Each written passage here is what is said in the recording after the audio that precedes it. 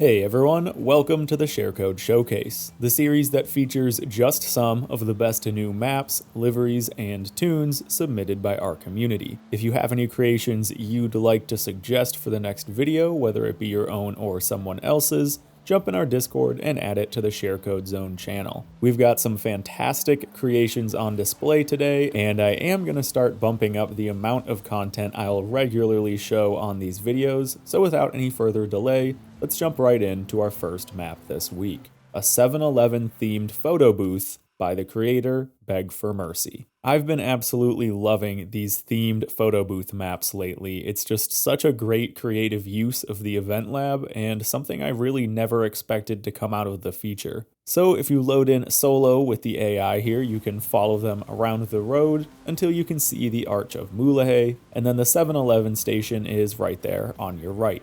Now, if you're wondering why this map exists, or why it's a 7-Eleven specifically, convenience stores are a pretty popular spot to photograph cars. In Japan, it's pretty popular to have a shot of your car in front of a Family Mart. I even have a big poster in my garage of a girl on an 8.6 in front of one. In the US and elsewhere though, 7-Elevens are a popular spot. This is largely because the official 7-Eleven Instagram will repost your photos on their page. In fact, if you're into cars, the 7-Eleven Instagram is kind of a cool page to follow. There's some great cars and shots that pop up on there. So to bring it back to Forza, of course, this is a very fitting event lab creation, and Beg for Mercy has done a pretty dang good job of retrofitting this existing convenience store to look just like a 7-Eleven exterior, with great neon lighting and proper parking spaces laid out in front of the building. There are two versions of the map, this one here of course being at night in the rain, where the neon lights create a great effect with the rain on your car, but there is also a daytime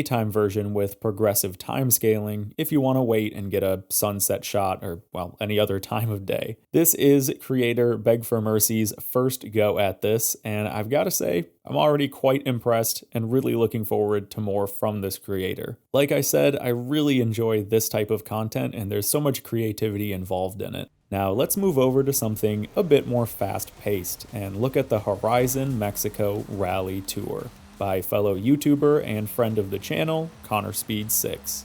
If you are in need of a rally fix, look no further. This rally starts at the eastern end of the map in Playa Azul and stretches 40 miles across all of Horizon 5's map and then ends at the caldera on top of the volcano. This is the true gauntlet, and honestly, in a lot of ways, it made me fall in love with Horizon's rally all over again. That's in large part because the official dirt races that Horizon uses often are forced to use the big, wide-open roads to keep things more friendly and less chaotic for a full grid of 12 cars. This race, however, utilizes all the intense, tight, winding rally roads that exist in the open world but don't often get raced on.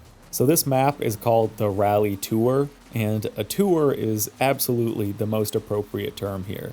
You are rallying through just about all of Mexico's environments, and because it's so often on roads that the official races don't use, I often found myself looking around during the rally thinking, I haven't been in this part of the map in ages, or wow, I don't even remember this road, which was a great feeling. It's such a great refresh of rally in Horizon 5, and where the actual Gauntlet race uses a lot of tarmac, these 40 miles are almost exclusively off-road. There are two versions here currently using this layout, both in A-Class, but one taking place during the storm season and the other during the wet season. I finished my first run of the rally tour in just over 25 minutes, and by the end of it, I was honestly just ready to go again.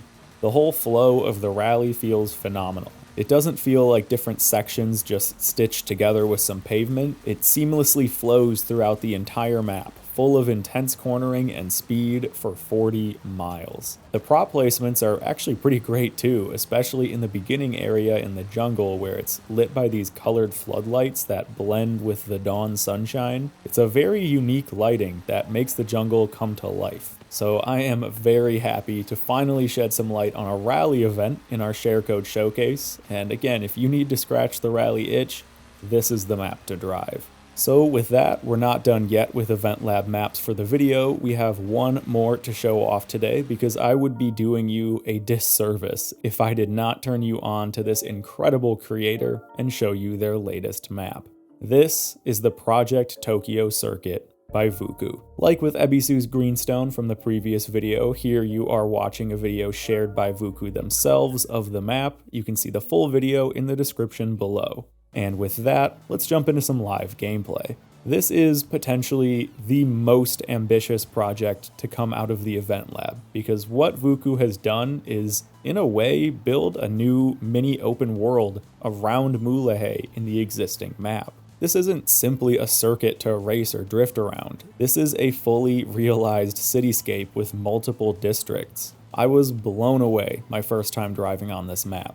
Now, unfortunately, because of the immense scope of Project Tokyo, Xbox One and One S players might not have a super smooth experience, but hopefully those of you on the older consoles can still appreciate the map and maybe jump in for some photos, because let me tell you, this circuit makes for a great photography spot. Each and every building, each and every angle, they're all so incredibly detailed in ways that I just didn't realize were possible using the Event Lab toolset. Now, as you can see driving through the map, it takes you through a handful of different locations, the various districts. I actually love that it pops up where you are on screen. Feels very underground too, for some reason. You've got the Shibuya Crossing, of course a very iconic location in real life and also in the Fast and Furious movies.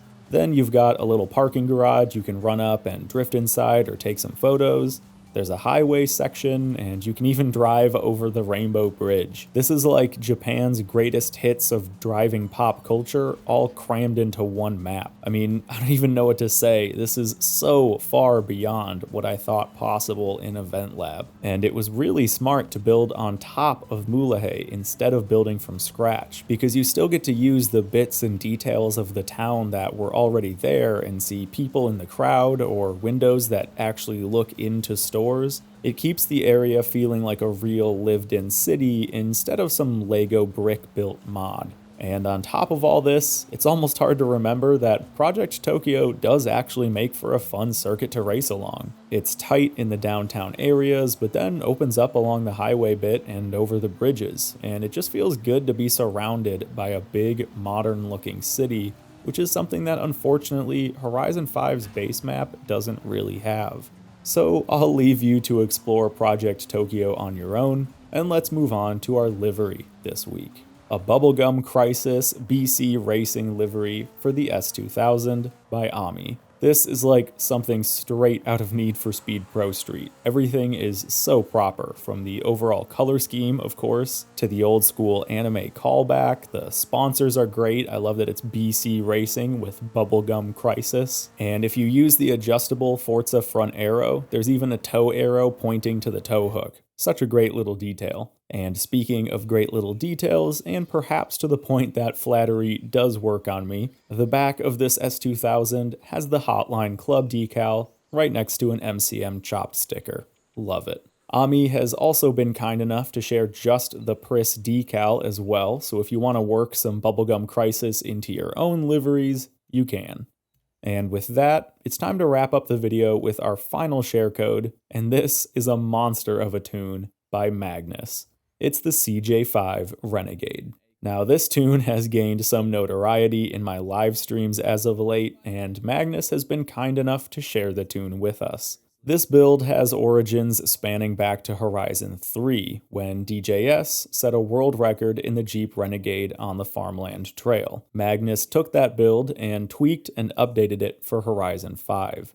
In Magnus's own words, "This thing is an absolute monster for dirt racing and is able to outcorner almost every other car, even in higher classes. It's even competitive for cross-country and road racing." And that just couldn't be more true. Although the build was designed for rally, cross-country is of course a natural fit as well, and this CJ5 dominates. And it does hold its own on the road as well. It may not be a record setter there, but it is a really fun alternate pick for handling focused circuits. If you're looking for a competitive all-rounder, Magnus's Renegade tune is a top choice. You should absolutely have this in your garage if you play Horizon Open.